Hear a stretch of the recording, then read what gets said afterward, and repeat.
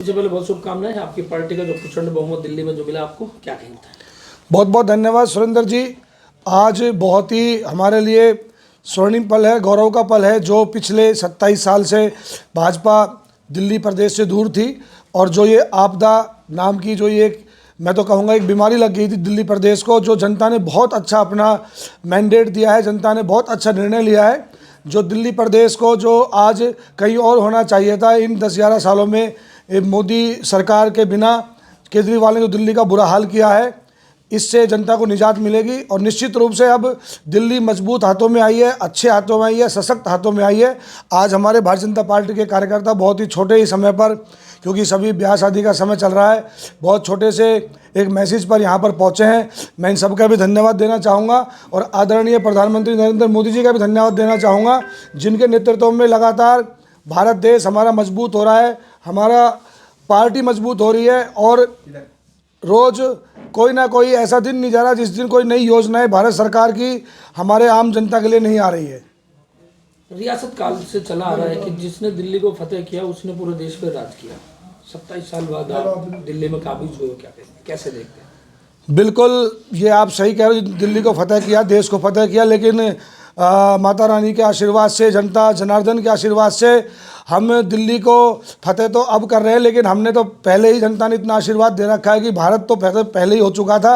अब तो आप ये मान लीजिए कि वो दिन दूर नहीं जब भारत के हर राज्य में कमल खिलेगा, भारत के हर राज्य में भाजपा की सरकार होगी और हर पंक्ति में बैठा हुआ हर अंतिम व्यक्ति तक विकास पहुंचेगा। भारतीय जनता पार्टी का एक ही नारा है, अंत्योदय तक विकास जाना चाहिए। जो इस विकास की कड़ी में जो अंतिम व्यक्ति है, उस अंतिम व्यक्ति तक विकास पहुंचना चाहिए। और इन्हीं नीतियों को लेकर भारतीय जनता पार्टी का कार्यकर्ता आगे बढ़ रहा है।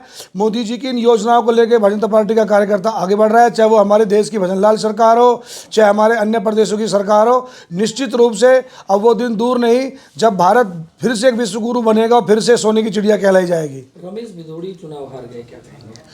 जी, ये चुनाव है, रमेश भिदोड़ी ने बहुत शानदार चुनाव लड़ा, बहुत ही मंझे हुए और बहुत ही परिपक्व नेता हैं और बहुत छोटे मार्जिन से वो चुनाव हारे हैं। तो मैं तो कहूँगा कि भिदोड़ी जी या परवेश वर्मा जी या हमारी समस्त भारतीय जनता पार्टी की टीम, सब ने बहुत मजबूती से चुनाव लड़ा।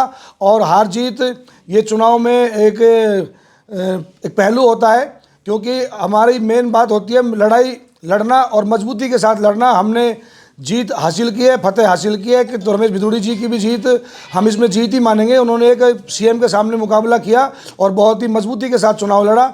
ये कोई बहुत बड़े मायने नहीं रखती। कह सकते हैं कि रमेश भिदोड़ी के रूप में एक सीएम कैंडिडेट हार गया। जी देखो, ये तो भारतीय जनता पार्टी का नेतृत्व और जो विधायक दल की बैठक में तय होता है, तो मैं तो अपने मुख से ये नहीं कहूँगा कि कौन सीएम का कैंडिडेट था।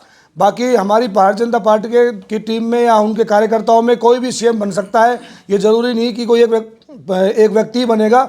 हमारी पार्टी में यह सबसे बड़ा लोकतंत्र है कि ज़रूरी नहीं कि उसमें कोई नामी गिरामी या बहुत बड़ा नेता ही सीएम बन सकता है। ये पार्टी ऐसी पार्टी है, इसमें कोई भी एक कार्यकर्ता, छोटे से छोटा कार्यकर्ता भी किसी भी पद तक पहुंच सकता है। और आपने देखा भी होगा, इससे पहले पार्टी ने सबको निर्णय करके दिए हैं। यही भारतीय जनता पार्टी ही विश्व की एक ऐसी मात्र पार्टी है जिस पार्टी में कोई भी कार्यकर्ता किसी भी पद तक किसी भी जिम्मेवारी पर जा सकता है। और निश्चित रूप से पार्टी जो भी निर्णय लेगी वो देश हित में लेगी, कार्यकर्ताओं के हित में लेगी। दिल्ली देश का दिल कहा जाता है, कह सकते हैं क्या भारतीय जनता पार्टी के शासनकाल में दिल्ली की हार्ट बीट चेंज हो सकती है? क्योंकि कचरा दिल्ली की हार्ट बीट ही चेंज नहीं होगी सुरेंद्र जी। दिल्ली की हार्ट बीट इतनी ज़बरदस्त और शानदार हो जाएगी कि जो ये बीमारी पैदा कर रखी थी केजरीवाल ने और इसकी पूरी टीम ने, ये आपदा जैसी दिल्ली से अब बाहर निकलेगी। आप देखना, बहुत ही स्वस्थ दिल्ली, सुंदर दिल्ली, भव्य दिल्ली और दिव्य दिल्ली हमें देखने को मिलेगी। और निश्चित रूप से जो कहीं ना कहीं दिल्ली का विकास देश में जो अन्य प्रदेशों के मुकाबले पिछड़ा हुआ था, निश्चित रूप से हम लोगों को एक नई दिल्ली देखने को मिलेगी। दिल्ली के बाद में बहुत जल्द नगर परिषद क्षेत्र भिवाड़ी के चुनाव भी शायद बहुत जल्द होने की उम्मीद है।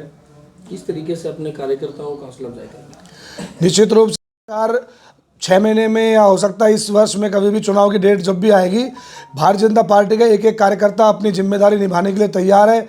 एक एक कार्यकर्ता मजबूती के साथ अपने अपने फील्ड में मेहनत कर रहा है और निश्चित रूप से मैं कह सकता हूँ आज जो बिहार भारतीय जनता पार्टी के प्रति लोगों में जो विश्वास पैदा है और जो कार्यकर्ता काम कर रहे हैं, जो हमारे शीर्ष नेतृत्व काम कर रहा है, हमारे जो भी स्थानीय विधायक, एमपी, हमारे सीएम, जो भी हमारे टीम यहाँ पर लगी हुई है, निश्चित रूप से हम भारतीय जनता पार्टी का बोर्ड एक बार फिर यहाँ पर बनाएंगे, फिर एक बार फिर से कमल खिलेगा और जो कुछ भिवाड़ी को जो अभी नहीं मिल पाया वो आने वाले समय में मिलेगा और एक अच्छा बोर्ड भिवाड़ी में देखने को मिलेगा। कि जो ये प्रचंड जीत हुई है, अब भाजपा की पार्टी आ गई है दिल्ली में भी, और अब ये समझेंगे कि हमारे देश में राम राज आ गया है। और इसकी सभी कार्यकर्ताओं को बहुत बहुत बधाई।